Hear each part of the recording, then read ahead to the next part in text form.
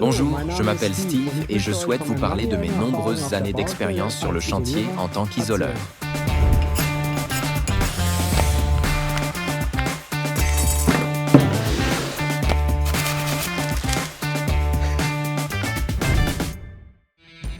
Bonjour, aujourd'hui je vais vous montrer comment fonctionne un manchon droit. Ce n'est pas sorcier, mais c'est souvent oublié. Alors je vais vous montrer à nouveau comment ça fonctionne. Pour cela, nous avons besoin de quelques mesures. D'abord ici à l'intérieur, la mesure intérieure, et je dois diviser la plaque en 4 parties égales. Pourquoi? Parce que je veux reporter cette mesure et cette mesure sur les rayons.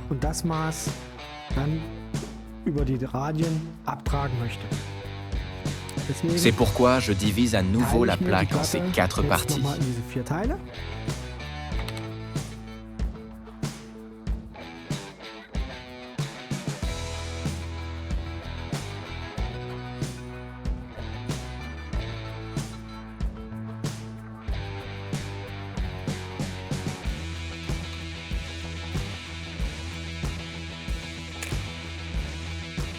On peut comparer cela à un cercle, et j'ai besoin de ces 4 parties, donc je divise la plaque en 2, puis en 4.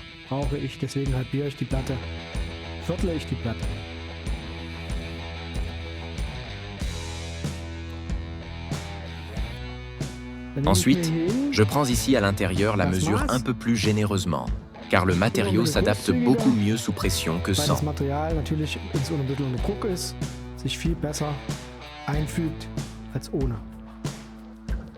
Ces mesures ici et ici sont théoriquement ici en haut et ici en bas.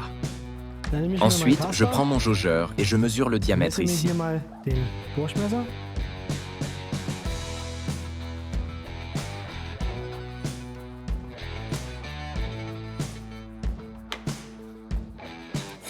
Ensuite, je prends le rayon avec le compas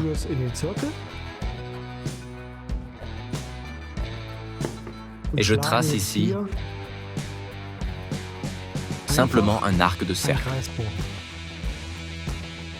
Je fais la même chose de l'autre côté. Tracer un arc de cercle.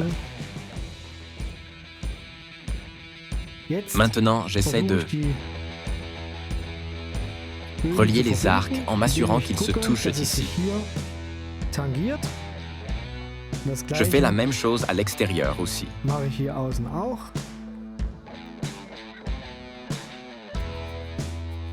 Voilà à quoi ça ressemble.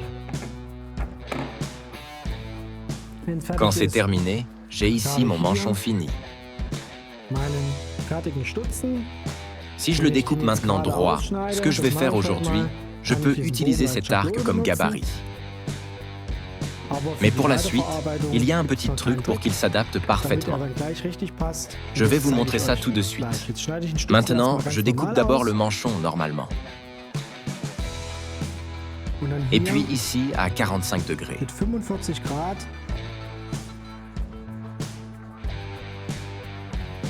Ensuite, ici pour arriver droit, donc à 90 degrés.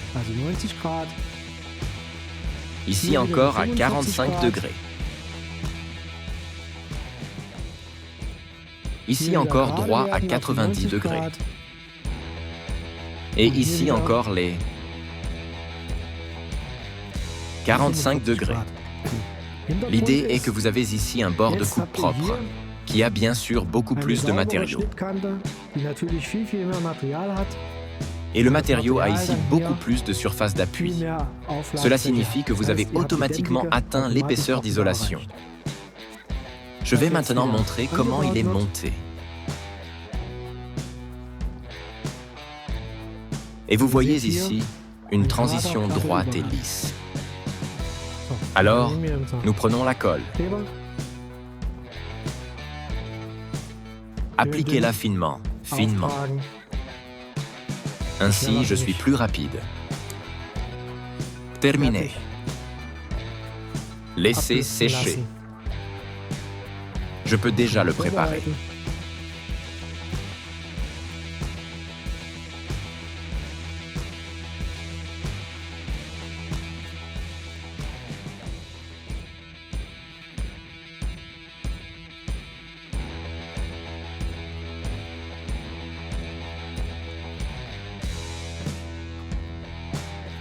Et voilà. Le manchon est presque terminé. Bien sûr, je commence ensuite à coller ici les joints et ici les joints. Amusez-vous à reproduire cela.